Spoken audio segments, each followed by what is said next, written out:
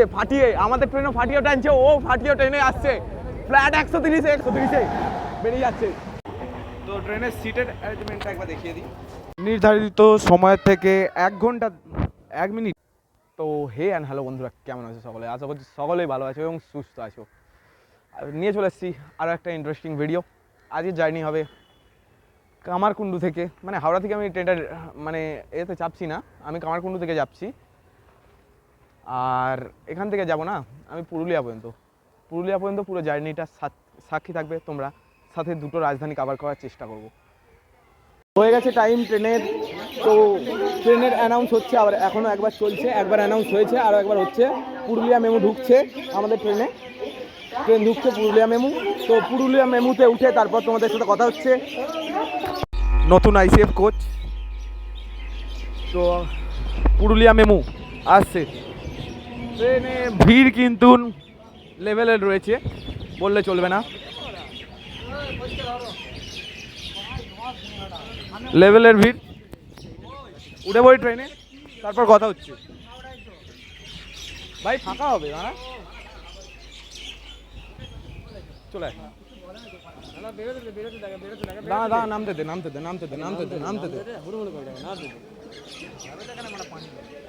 না তো আমাদের কামারকুণ্ডু স্টেশন ছেড়ে দিল ট্রেনটি। দেখা হচ্ছে তোমাদের সাথে একদম ডাইরেক্ট মশাগ্রামে। আমাদের ট্রেনকে কিন্তু পেছন থেকে ধাওয়া করে আসছে নতুন দিল্লির রাজধানী, যাকে আমরা এক কথায় চিনি কিং অফ রাজধানী ইন্ডিয়ান রেলওয়ের। এবার আমাদেরকে ওভারটেক করে বেরোতে চলেছে ট্রেন নম্বর 12301, হাওড়া নতুন দিল্লি রাজধানী, যাকে বলি কিং অফ রাজধানী। তো আসছে পেছন থেকে কিং, দেখা যাক ফাটিয়ে 130-এ আসছে, দেখা যাক কি হয়। ফাটিয়ে আমাদের ট্রেনও ফাটিয়ে টানছে, ও ফাটিয়ে ট্রেনে আসছে ফ্ল্যাট 130-এ, এখান থেকে বেরিয়ে যাবে রাজধানী, হাওড়া রাজধানী। কিং অফ রাজধানী বেরোচ্ছে।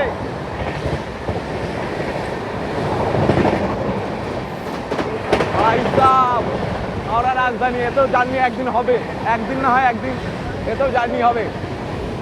রাজধানী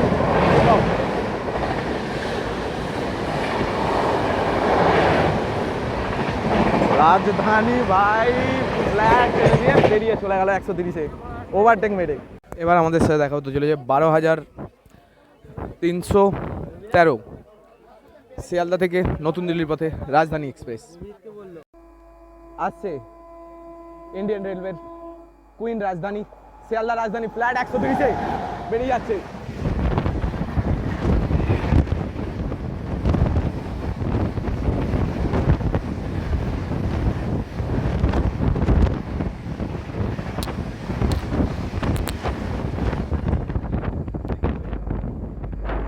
তো আমাদের ট্রেন এখন ঢুকছে মশাগ্রাম। তো এখান থেকে আমাদের লাইন ভাগ হবে, তো স্টেশনে নেমে তোমাদের সাথে কথা হচ্ছে।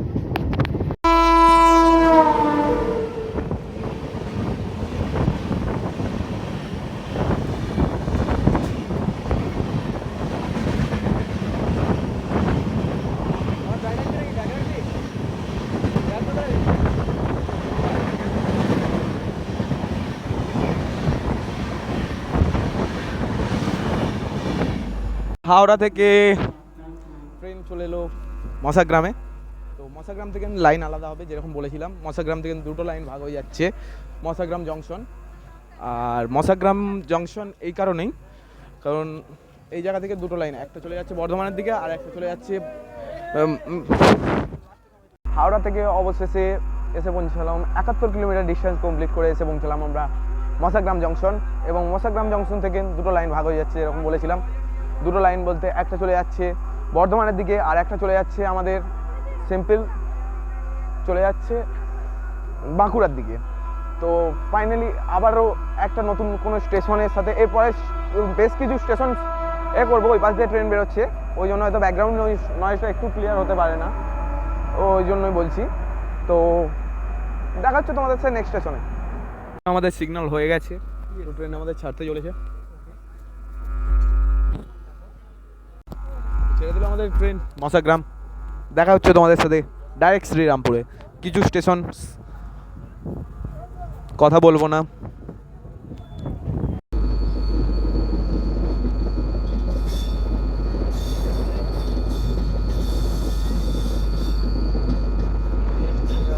মানে মানুষ কত ধরনের হয়, ওই যে দাদারা দেখতে পাচ্ছেন সামনে, উনি যাবেন বর্ধমান, তো দাদা ভুল করে আমাদের পুরুলিয়া মেমুতে উঠে পড়েছিল। স্টেশন দেখলাম, মানে কোনো রকম লাইট নেই এখানে আশপাশে। স্টেশন তো কিনলাম ঝালমুড়ি।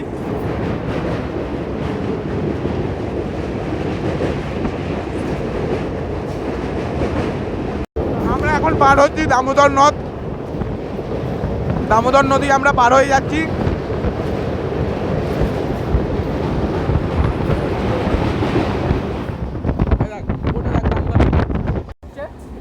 দেখা যাক পরের কি হয়। হাওড়া থেকে 92 কিলোমিটার অতিক্রম করে আমরা এসে পৌঁছলাম রায়নগর। রায়নগরের বিখ্যাত বলতে কালী পুজোটাই বিখ্যাত এখানে। তো দেখা হচ্ছে তোমাদের সাথে নেক্সট স্টেশনে।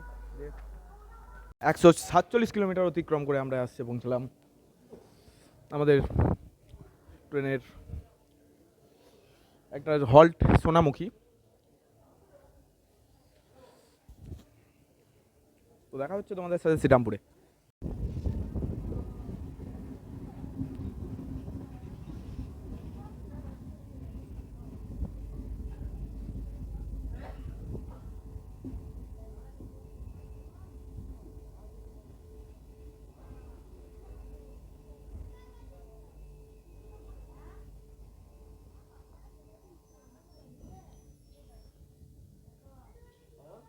হ্যাঁ, 177 কিলোমিটার অতিক্রম করে আমরা এসে পৌঁছলাম বেলবনি। হাওড়া থেকে ট্রেনের সিগন্যাল হয়ে গেছে, উঠে পড়া যাক। পুরো কুয়াশা চলছে বাইরে। হুম,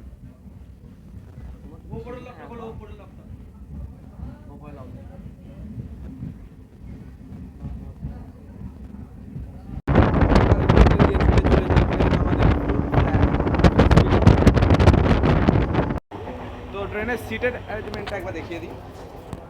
তো দেখতে পাচ্ছেন 3x3 সিট যেরকম হয়,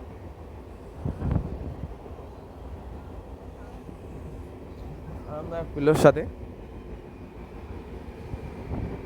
অনেক লোকের কোশ্চেন থাকে চার্জিং পয়েন্ট কি আছে। ইয়েস, চার্জিং পয়েন্টও আছে। এই দেখো না, চার্জিং পয়েন্ট এই যে কাজ করছে। এখানে কিন্তু সিট অ্যারেঞ্জমেন্টটা, এখানে কিন্তু তিনজনের সিট। এখানে নিচে কিন্তু বোতল হোল্ডারও দিয়ে রেখেছে, দেখিয়ে দিই। বোতল হোল্ডার দেওয়া রয়েছে, বাথরুম না দেখানোর সমানই, তবুও এটা পরিষ্কার রয়েছে।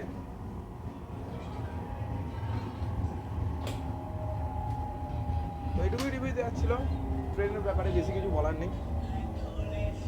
আমাদের ট্রেন কিন্তু এখন বাঁকুড়া ঢুকছে। তো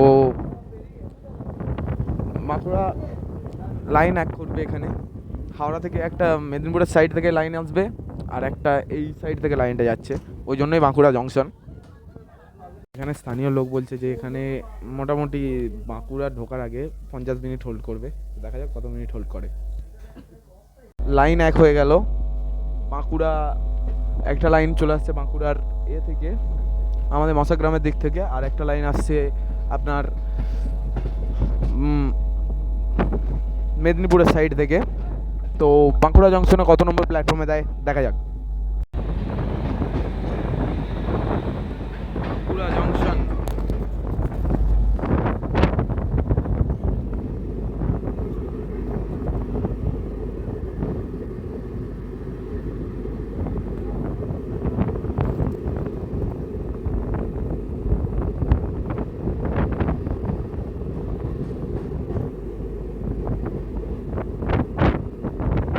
বাঁকুড়া জংশনের 2 নম্বর প্ল্যাটফর্মে আমাদের ট্রেন দিচ্ছে। নির্ধারিত সময়ের থেকে 1 মিনিট লেটে এসে পৌঁছলো আমাদের বাঁকুড়া জংশনে। বাঁকুড়া জংশনের পরবর্তী স্টেশনে আপনাদের সাথে দেখা হচ্ছে। 30শে ডিসেম্বর, ট্রেন এখনও পর্যন্ত লেট, প্রায় লেট করে দিল। এখানে ঢুকিয়েছিল রাইট টাইমে, এখনও কিন্তু ছাড়েনি ট্রেন। আর আমাদের এখন পাস হতে চলেছে ট্রেন নম্বর 18003 রানী শিরুনা, ট্রেন নম্বর 18003। আর ট্রেনের নাম রানী শিরুনা মই এক্সপ্রেস।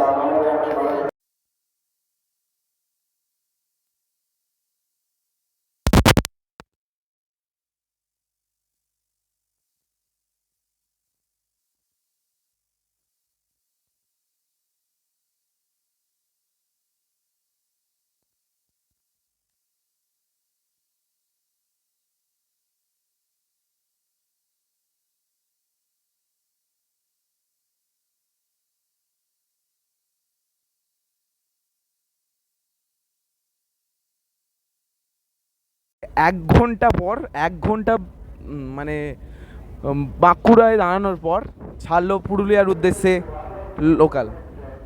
দেখা যাক। আমাদের ট্রেনের 202 কিলোমিটার জার্নি কমপ্লিট করে এসে পড়লাম আমরা চাটনা। তো এখানে হল্ট 1 মিনিটের, এবং ট্রেন লেটে চলছে আমাদের প্রায় 1 ঘন্টা 6 মিনিটের কাছাকাছি।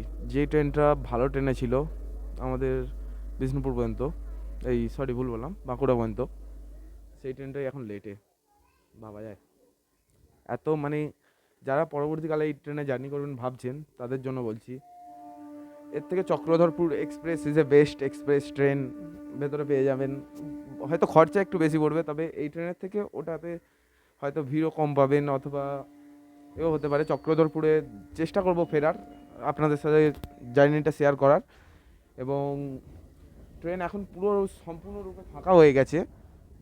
তো পুরো একদম ফাঁকা, মানে ট্রেনে শুধুমাত্র কিছু হাতে গোনা লোক পাবেন না, আর তাছাড়া কোনো লোকই পাবেন না। নতুন বছরের শুরুটা না হয় নতুনভাবেই হোক, নতুনভাবে ট্রেনের ভিডিও শুরু আবার করা যাক। 2025-এ তো হয়নি, 2026-এ আমার চাই তোমাদের ভালোবাসা অনেক অনেক, এবং তোমাদের সাথে আমি ওদিকে কিন্তু দেখতে পাচ্ছ ট্রেনে আমি এখন যেতে চলেছি পুরুলিয়া। তো হচ্ছে ভিডিও পুরুলিয়া থেকে যাবো অযোধ্যা পাহাড়।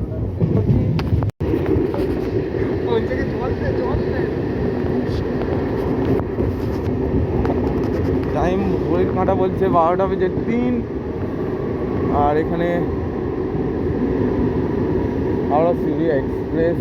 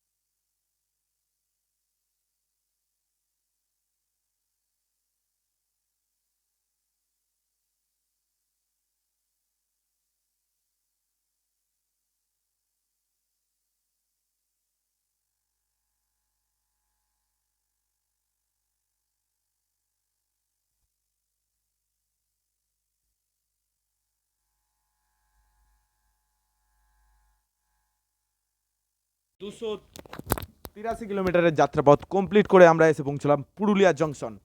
এই ট্রেনের এটি অন্তিম স্টেশন। পুরুলিয়া স্টেশন, ট্রেনে সেরকম ভিড় ছিল না, ব্যাগটা নামিয়ে আন। তো দেখতে পাচ্ছ, আর এখানে বলছি লোটে গাছটি মুড়লো আমার গল্প এই পুরুলিয়া জংশনে সেই ফুরলো না হয়। দেখা হচ্ছে তোমাদের সাথে নতুন কোনো ভিডিওতে। ততক্ষণ মতো ভালো থাকবে, সুস্থ থাকবে।